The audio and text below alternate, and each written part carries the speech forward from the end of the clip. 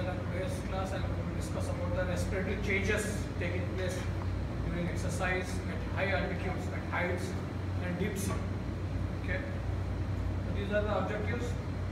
You should not describe the respiratory changes during exercise, including ventilation, changes of ventilation, oxygen consumption, and oxygen hemoglobin dissociation curve. Okay. Second objective, at high altitude, should know the changes, respiratory changes taking place at high altitude, including acclimatization and mountain sickness. Okay. And the third objective is respiratory changes taking place in deep sea, including deep compression sickness. Okay. So these are the objectives. You can also refer the book Guyton and Gannon for detail. Don't complain that that thing is not available in your slide. But objectives are there. You can refer from anything. Shall I discuss one by one? Exercise is the most influential physiological stress on breathing. Exercise is physiological stress on breathing. Okay. How is increased ventilation accomplished? Okay. Exercise increases breaths per minute. Each breath per minute. Okay. This is the one thing. Second thing, exercise increases the amount of air in each breath, tidal volume. Okay. Rate as well as depth of respiration increases. Okay. Respiratory rate and depth. For example, rate is also increased and depth both increases. Yes. Okay. Now there are different type of exercise: light, moderate, and strenuous, severe exercise. Light exercise, ventilation increases linearly with oxygen uptake and carbon dioxide production. Okay. Ventilation increases linearly like this. Okay, with oxygen uptake and carbon dioxide production. How the oxygen uptake is there and how much carbon dioxide produced. Light exercise. So this increase in ventilation is accomplished more by increased tidal volume. Okay, so during light exercise, only thing is changing is the tidal volume.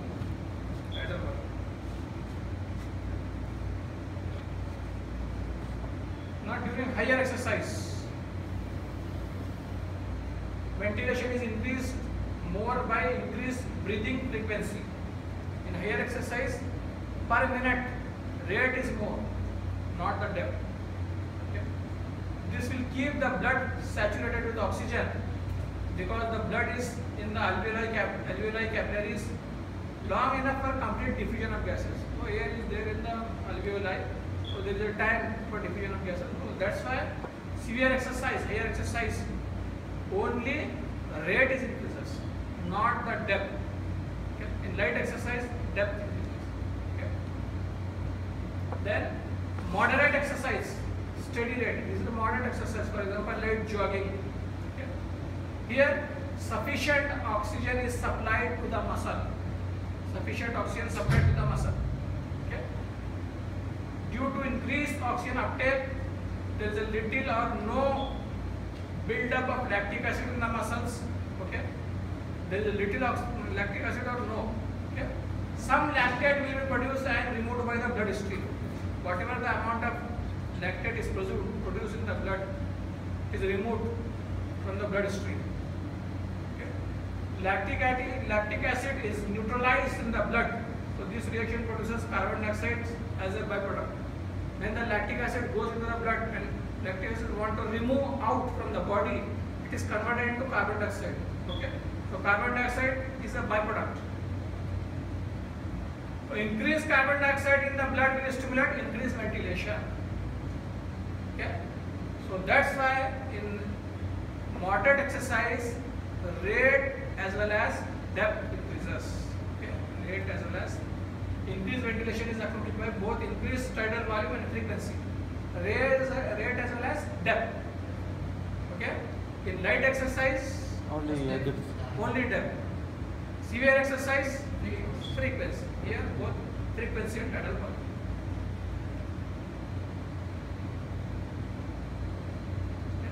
How does pulmonary ventilation increase during exercise? The same thing what I discussed with the example, already discussed. Light exercise means light walking, okay, tidal volume. During intense exercise, for example, sprinting, by increasing the frequency, okay, during steady light jogging, by increasing both tidal volume and frequency. This is also called as rate and depth. Rate and depth. Okay. What is it? Now, it is the oxygen uptake of the muscles that does not keep up with the oxygen demand. Oxygen uptake, okay, does not keep up with the oxygen demand of the muscle during severe exercise. So that's why what we said, it is the frequency. So pulmonary ventilation is usually adequate during strenuous exercise, usually more than adequate. During heavy exercise, ventilation is adequate only because of the frequency. Now the energy cost of the breathing. Okay. At rest and with light exercise, rest and light exercise both are almost same. So the energy cost of breathing is minimal. Only 4% of energy is required. Rest and with light exercise. During intense exercise, for example cycling, the energy use may be increased from 10 to 20% of the total energy expenditure. 10 to 20%. Okay. Then the effects of cigarette smoking.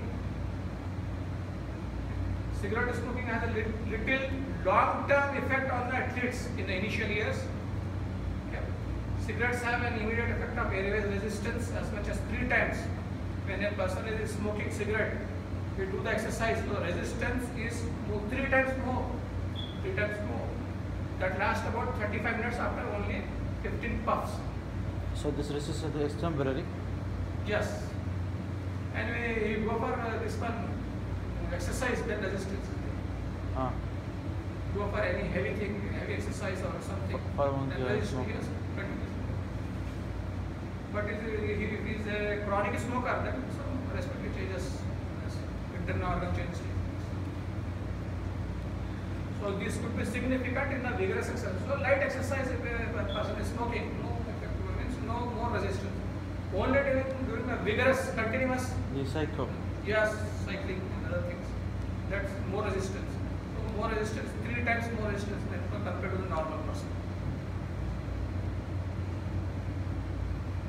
Ventilation adaptations with training. Now with the training, how adapted ventilation? Okay. If we are training to the person, how to do the exercise, how to walk, whatever. So minimal exercise, ventilation during exercise improves with training. How it is improved? Due to increased alveolar ventilation and increased tissue oxygen uptake. During training, so the ventilation during exercise improves. Then submaximal exercise. The percentage of energy used in breathing is reduced after training only 4 weeks. If a person is trained for 4 weeks, submaximal exercise, for example jogging, okay, so the percentage of energy used in the breathing is reduced after 4 weeks. Okay. How? By increasing the tidal volume, breathing frequency is reduced.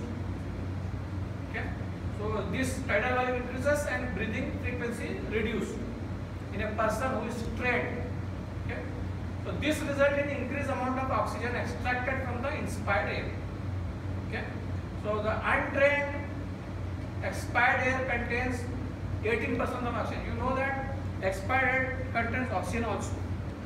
Expired air, when you expire, some amount of oxygen is there. Okay. Compare, a person is untrained, his expired air oxygen percentage is 18%. He removes more oxygen. Trained person 14 to 15%, and 3 to 4% is there inside the body, so that is utilized. That is the advantage of training. Advantage of training.